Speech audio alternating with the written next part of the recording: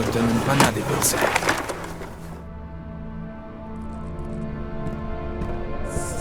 Daniel is a pretty complicated character to write for, as we didn't want the player to feel that they were losing control by having feelings imposed on them. After the amnesia kicks in, everything which is Daniel is essentially gone.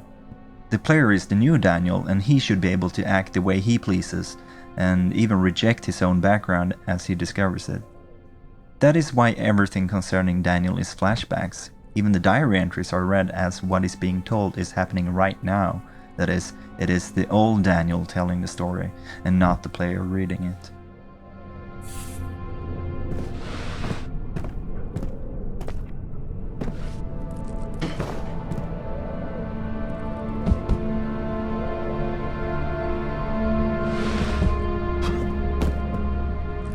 In this room, everything is connected to destruction and home.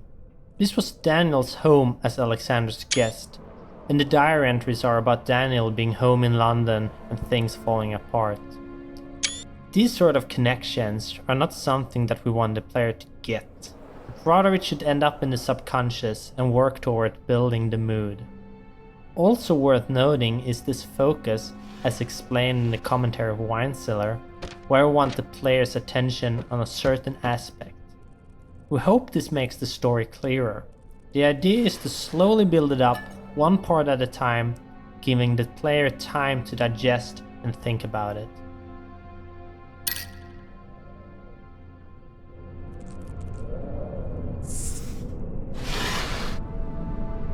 Второе июля, 1839 год. Сегодня получил письмо из алжирского губернаторства о судьбе экспедиции Герберта. Через неделю после моего возвращения Абдулла, один из наших наемных, пришел из пустыни. На нем были тяжелые раны, словно от когтей льва, и он бессвязно бормотал, что нечто ужасное напало на экспедицию. Французы немедленно отправили туда поисковый отряд. Через пару дней они обнаружили лагерь, но никаких следов Герберта или его людей там не было. Завтра я пойду в таможенное управление и заберу вещи, оставшиеся в лагере. Чертовщина какая-то. Что там могло случиться?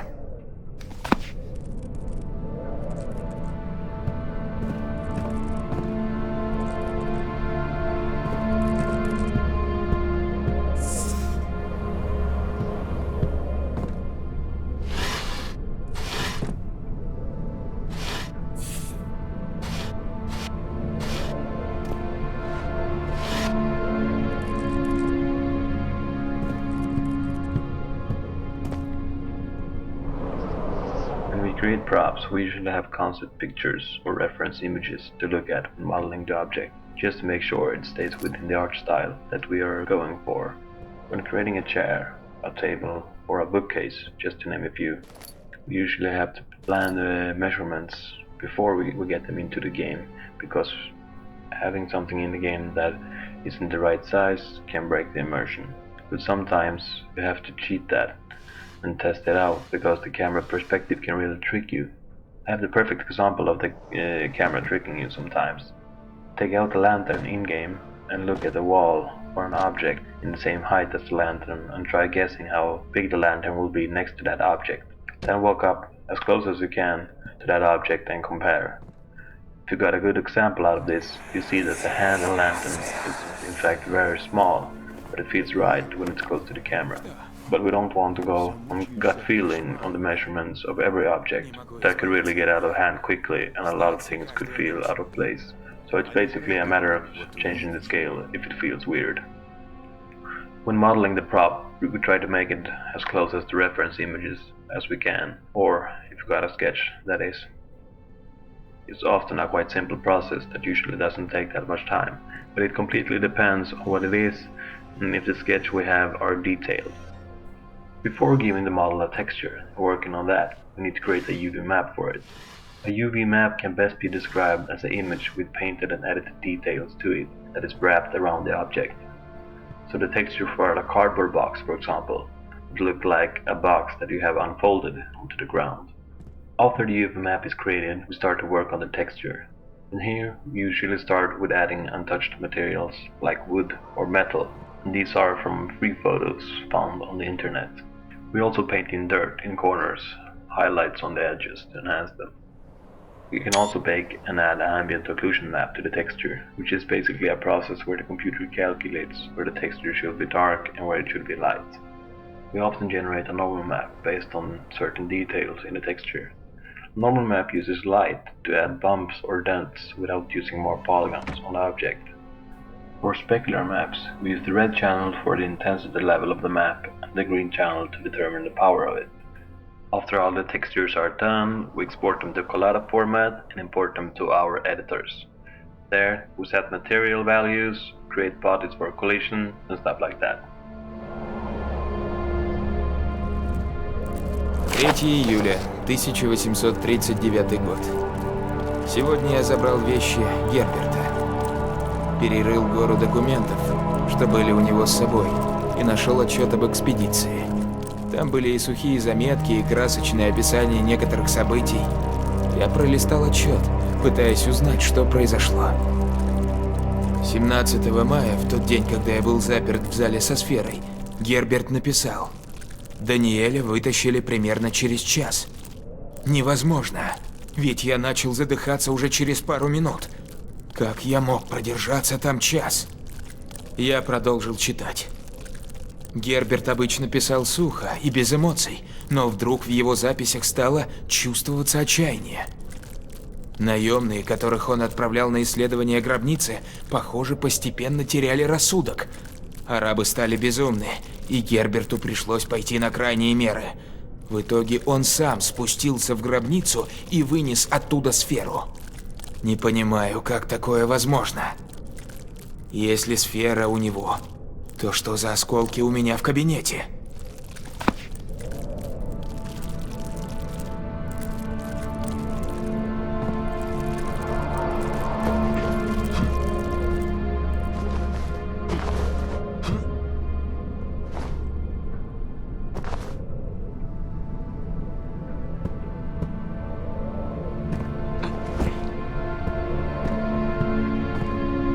If you listen to the music tracks more carefully, you may find that characters have their own musical themes, which can usually be heard when you read papers during the game. These themes appear in many variations, so it's not always so easy to recognize them immediately. And in the end of the game, some of these themes will go quite insane. Oh, and that's Daniel's theme, which you can hear in the game's menu screen.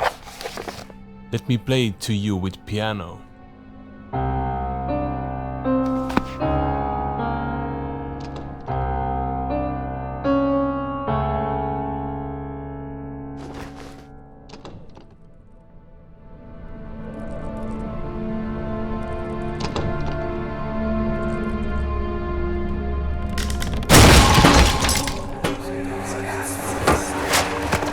Ключ. Только бы он был на месте.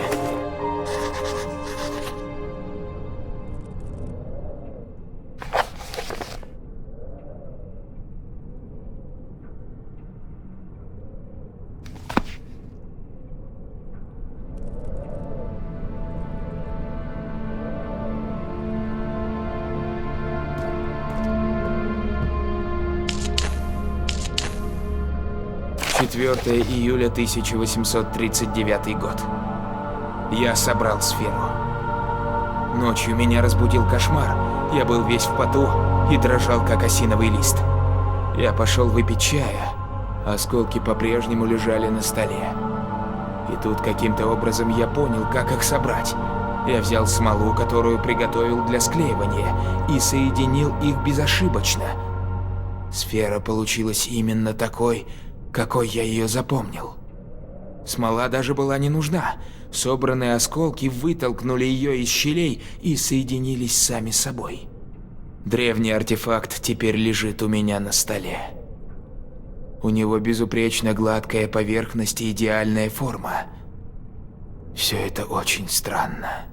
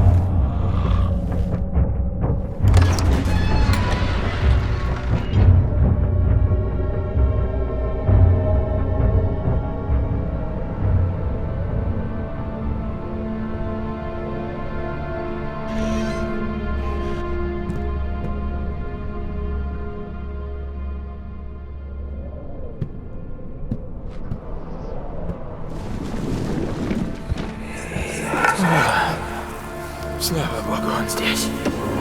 Похоже, тайник действительно неплохой.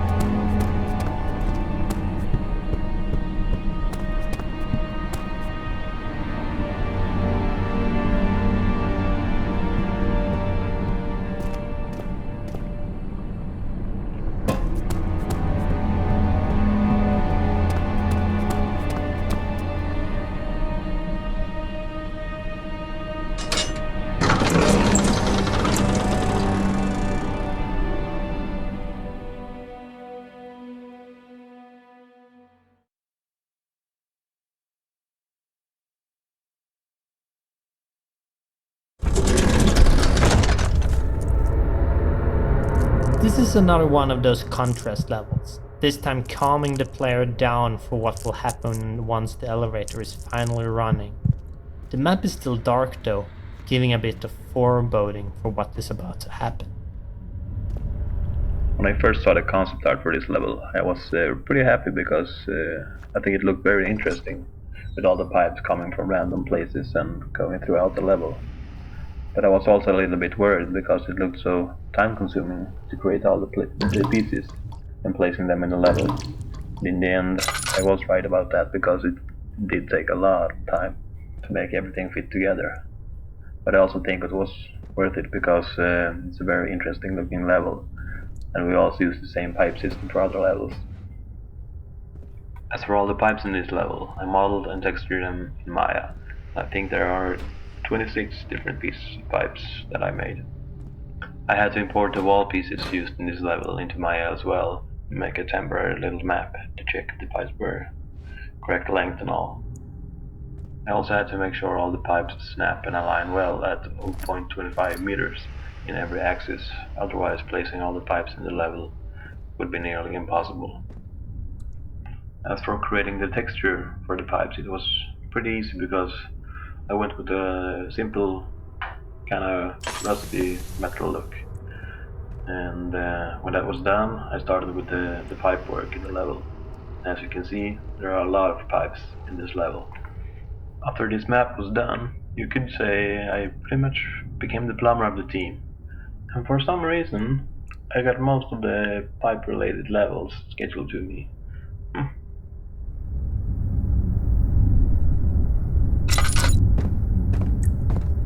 5 июля 1839 год. Сегодня я ходил в университет в поисках ответов. Я был в кабинете Герберта и нашел его записную книжку и пару полезных книг. Профессор Тейлор с исторического факультета был очень любезен и многое объяснил мне. Удивительно, но эти легендарные сферы оставили на нашей культуре неизгладимый след.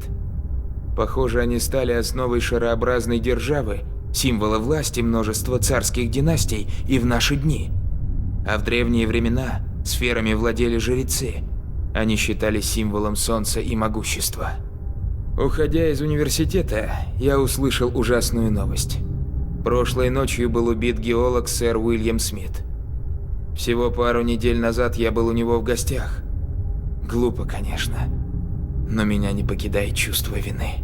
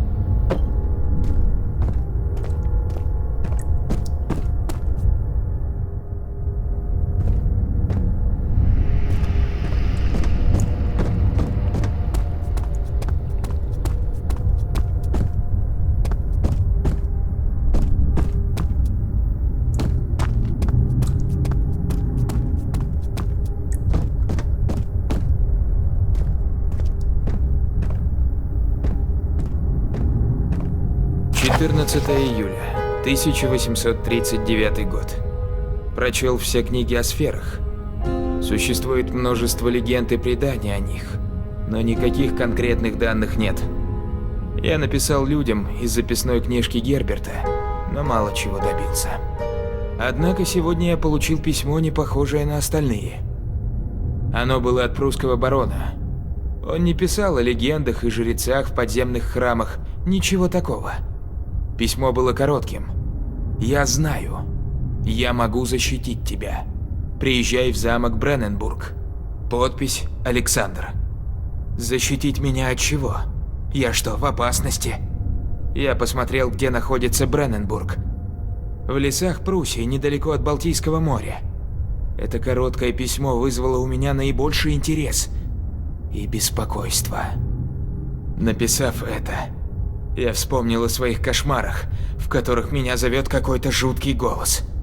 Голос, который описать-то невозможно, словно он звучит из пустоты.